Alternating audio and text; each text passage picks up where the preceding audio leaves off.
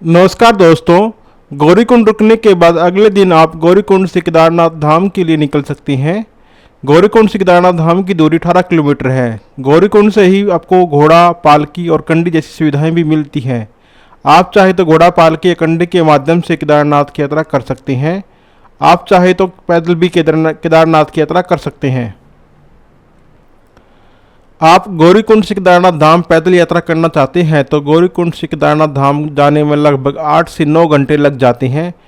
आप घोड़े या पालकी के माध्यम से यात्रा करते हैं तो आपको केदारनाथ धाम पहुंचने में 4 से 5 घंटे लगते हैं। मैं आपको बताना चाहूँगा कि गौरीकुंड से केदारनाथ धाम की चढ़ाई बहुत ही खड़ी चढ़ाई है, तो आपको चढ़ने में थोड़ी बहुत परेशानी हो सकती है और थकावट बहुत ज़्यादा हो सकती है। लेकिन जब हम लोग पैदल यात्रा करके तो हमारी सारी थकावट, शरीर का दर्द गायब हो जाता है। दूसरे दिन केदारनाथ धाम पहुंचने के बाद आप एक नाइट स्टे केदारनाथ धाम में करिए और केदारनाथ धाम में शाम की आरती देखने के बाद मॉर्निंग में पूजा करने के बाद ऊपर भैरवनाथ के मंदिर में जाइए और उसके बाद केदारनाथ से गौरीकुंड वापस आइए और फिर गौरीकुंड से सोनप्रयाग आ जाइए। केदारनाथ धाम से गौरीकुंड आने में लगभग 5 घंटे लग जाते हैं। केदारनाथ से नीचे उतरने में कोई परेशानी नहीं होती है, आप आराम से नीचे आ सकते हैं। आप देश के या दुनिया के किसी भी कोने में रहते हो और आप हरिद्वार से केदारनाथ धाम की यात्रा करना चाहते हो तो सबसे पहले आपको हरिद्वार आना होगा। हरिद्वार आकर सभी यात्री गंगा स्नान करते हैं, फिर इसके बाद अपनी यात्रा की शुरुआत करते हैं। हरिद्वार से आपको केदारनाथ धाम जाने के लिए बस भी मिल जाती है और केदारनाथ यात्रा करने के लिए प्राइवेट कार भी मिल जाती है। अगर आप मई जून के महीने में यात्रा कर रहे हैं तो उस टाइम बस का प्राइस और कार का प्राइस ज़्यादा होता है। अगर यात्रा के दौरान भीड़ कम होती है तो कार और बस का किराया कम होता है। लेकिन 2024 में जिस तरह यात्रा के दौरान लाखों की भीड़ केदारनाथ धाम पर आई है, उसकी वजह से प्राइस कम नहीं हुआ है। प्राइवेट कार का प्राइस भी इसमें 4 मेंबर आ सकते हैं। उसका पर डे के हिसाब से 5,000 से लेकर 7,000 रुपये तक का प्राइस होता है। और अगर मैं बात करूं बस की तो आपको ऑनलाइन 1,000 रुपये में बस की टिकट मिल जाएगी। स्वागत है हमारे इस अद्भुत सफ़र में, जहां आपको लेकर चलेंगे गौरीकुंड से केदारनाथ की यात्रा पर। इस यात्रा में हम देखेंगे अद्वितीय दृश्य, अनुभव करेंगे शांतिमय वातावरण और पहुंचेंगे भारत के सबसे पवित्र मंदिरों में से एक केदारनाथ।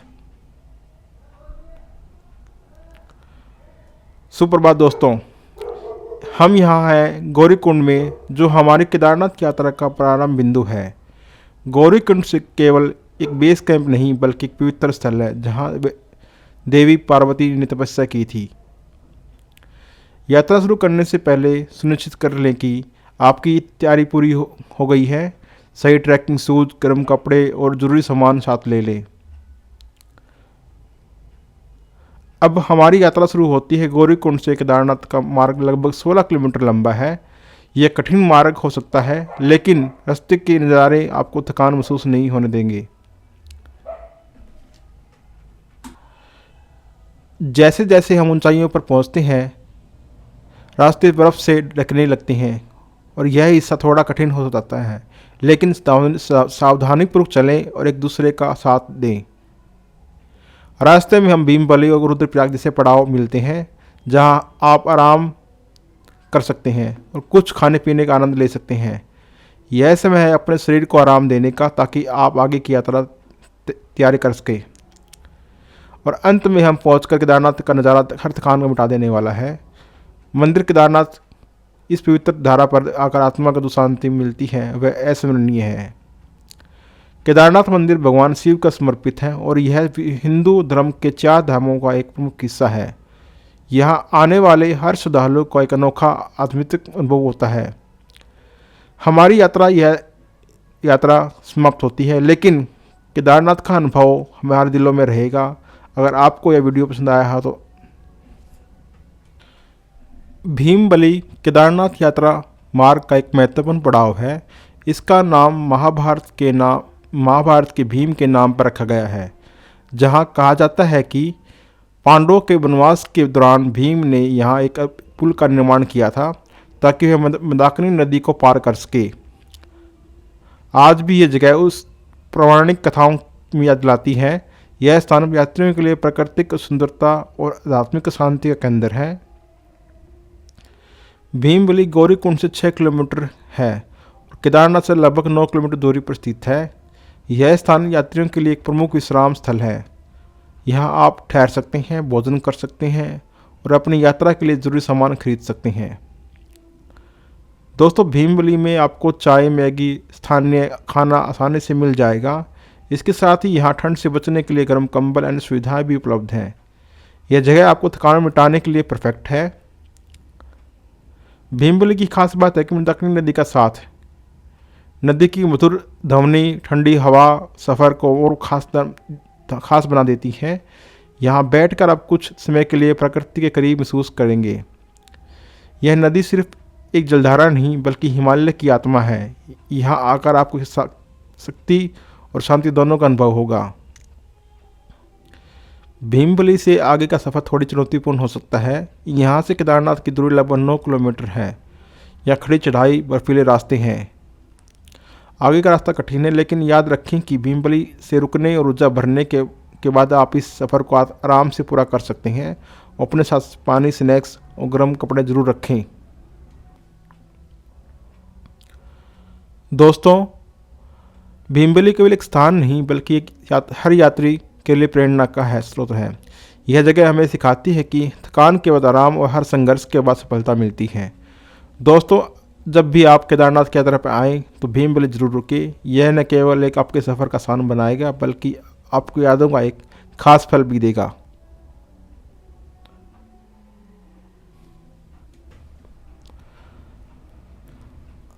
दोस्तों, आपने नाम सुना हुआ केदारनाथ मूवी का, उसमें एक दृश्य है रामबाड़ा का पुल, रामबाड़ा का नदी के किनारे का दृश्य है। केदारनाथ का एक ऐतिहासिक महत्वपूर्ण पड़ाव है रामबाड़ा। यह जगह केवल एक विश्राम स्थल ही नहीं बल्कि इसके साथ जुड़ी कई यादें और कहानियाँ भी हैं। रामबाड़ा पहले केदारनाथ का एक मुख्य पड़ाव हुआ करता था। यहाँ सैकड़ों दुकानें, धर्मशालाएं और विश्राम स्थल थे, लेकिन 2013 की भीषण बाढ़ और भूस्खलन से इस पूरे क्षेत्र को तबाह कर दिया। आज रामबाड़ा का उस समय के रामबाड़ा से बिल्कुल अलग है। 2013 की आपदा के बाद रामबाड़ा फिर खड़ा किया गया। अब यहाँ यात्रियों के लिए आराम करने के लिए कई नई व्यवस्थाएं हैं। यह स्थान आज भी अपनी शांति और प्रकृति के लिए प्रसिद्ध है। रामबाड़ा अब यात्रियों के लिए महत्वपूर्ण विश्राम स्थल बन गया है। यहाँ आप अपनी यात्रा के दौरान थोड़ी देर रुक सकते हैं, पानी, भोजन ले सकते हैं और आगे की यात्रा के लिए खुद तैयार कर सकते हैं। यहाँ की खास बात यह है कि आपको मंदाकिनी नदी का साथ मिलता है। रामबाड़ा से केदारनाथ का सफ़र और भी रोमांचक हो जाता है। यहाँ से मंदिर की दूरी लगभग 7 किलोमीटर रह जाती है। यह हिस्सा थोड़ा कठिन हो सकता है, लेकिन यहाँ नज़ारे आपको सारी थकान दूर कर देंगे। रामबाड़ा के आगे बढ़ते समय सावधानी से चलें। यदि आप थके हुए महसूस करते हैं तो रामबाड़ा पर पर्याप्त आराम कर लें और फिर अपनी यात्रा जारी रखें। रामबाड़ा न केवल एक विश्राम स्थल है बल्कि यह हमें प्रकृति की ताकत और सहन शक्ति का पाठ भी सिखाता है। यह जगह हमें याद दिलाती है कि चाहे कितना भी बड़ा संकट क्यों ना जाए, मानवता और प्रकृति मिलकर हमेशा आगे बढ़ सकते हैं।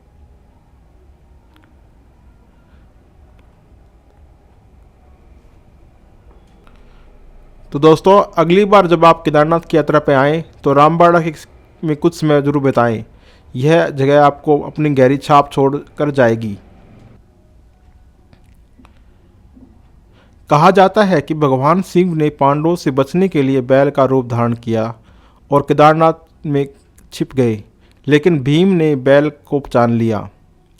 भीम ने विशाल बैल का पीछा किया, उसकी पूंछ पकड़ने की कोशिश की, लेकिन बैल जमीन में समा गया।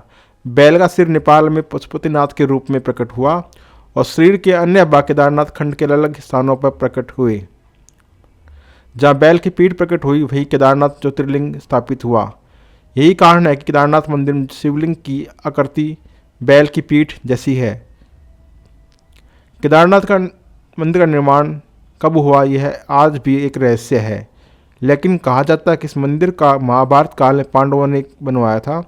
बाद में 8वीं शताब्दी में आदि शंकराचार्य ने इसे पुनर्जीवित किया और इसकी आध्यात्मिक महत्व को प्रचारित किया।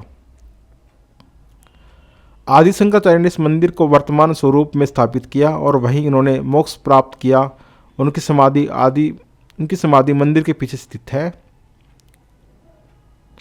केदारनाथ भगवान शिव के 12 ज्योतिर्लिंगों में से एक है। यह स्थान केवल एक मंदिर नहीं, यह शिव की अनंत शक्ति श्रद्धा का प्रतीक है। यहाँ हर साल लाखों लोग श्रद्धालु आते हैं, भगवान शिव के दर्शन करके अपनी आत्मा को पवित्र करते हैं। केदारनाथ केवल तीर्थ नहीं बल्कि हिमालय में गोद में बसा हुआ एक ऐसा स्थान है जो प्रकृति की आध्यात्मिक संगम होता है।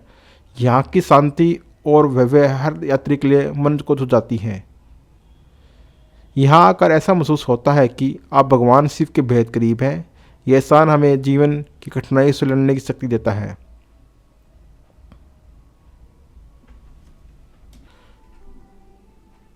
केदारनाथ कैसे पहुँचें? अगर आप देश के किसी भी हिस्से से आ रहे हैं तो आप दिल्ली से केदारनाथ की यात्रा की शुरुआत होती है। ऋषिकेश, दिल्ली से ऋषिकेश की दूरी 240 किलोमीटर है, जिसे आप ट्रेन, बस या अपनी गाड़ी से तय कर सकते हैं। अगर आप ट्रेन से आना चाहते हैं तो हरिद्वार से रेलवे स्टेशन तक ट्रेन लें, वहाँ से ऋषिकेश तक टैक्सी वापस या बस लें। ऋषिकेश गंगा नदी के किनारे बसा एक पवित्र स्थान है जहाँ आप गंगा आरती का आनंद ले सकते हैं और अपनी यात्रा के लिए खुद को तैयार कर सकते हैं। ऋषिकेश से सोनप्रयाग की दूरी 210 किलोमीटर है। यह सफ़र आपको सड़क मार्ग से करना होगा। ऋषिकेश से सोनप्रयाग तक के लिए बस या टैक्सी सुविधा उपलब्ध होती है। यह सफ़र 8 से 10 घंटे का है, लेकिन रास्ते में पहाड़ और नदियों के दृश्य के आपकी थकान मिटा देते हैं। इस सफ़र के दौरान आपको देवप्रयाग, रुद्रप्रयाग, कर्णप्रयाग जैसे प्रमुख संगम स्थलों को देख सकते हैं। यह स्थान धार्मिक और प्राकृतिक दृष्टि से बेहद खास है। सोनप्रयाग से गौरीकुंड की दूरी 5 किलोमीटर है। यहाँ से आपको टैक्सी या जीप के जरिए आप गौरीकुंड पहुँच सकते हैं। गौरीकुंड केदारनाथ का बेस कैंप है। यह स्थान माँ पार्वती से जुड़ा हुआ है। यहाँ के गर्म पानी कुंड के स्नान करने से अपना अलग महत्व है। गौरीकुंड से केदारनाथ का सफ़र 16 किलोमीटर है। यह सफ़र आप पैदल, घोड़े, पालकी से मदद से कर सकते हैं। ट्रैकिंग के दौरान आपको रामबाड़ा, भीमबली, चानी कैंप जैसे प्रमुख पड़ाव मिलेंगे। यहाँ आप आराम कर सकते हैं। यह ट्रैक थोड़ा कठिन जरूर है, लेकिन रास्ते में मिलने वाली प्राकृतिक सुंदरता, दक्षिण नदी का साथ आपकी सारी दुकान दूर बुला देगा। 16 किलोमीटर ट्रैकिंग पूरी करने के बाद आप पहुँचते हैं भगवान शिव का पवित्र धाम केदारनाथ में।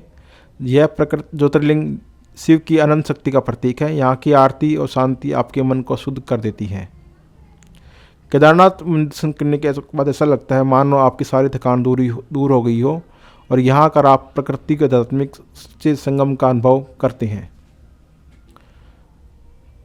इस यात्रा पर निकलने से पहले कुछ बातों का ध्यान जरूर रखना। आप साथ ट्रैकिंग के लिए अच्छे जूते, गर्म कपड़े, रेन कोट और दवाइयाँ जरूर लेके चलें।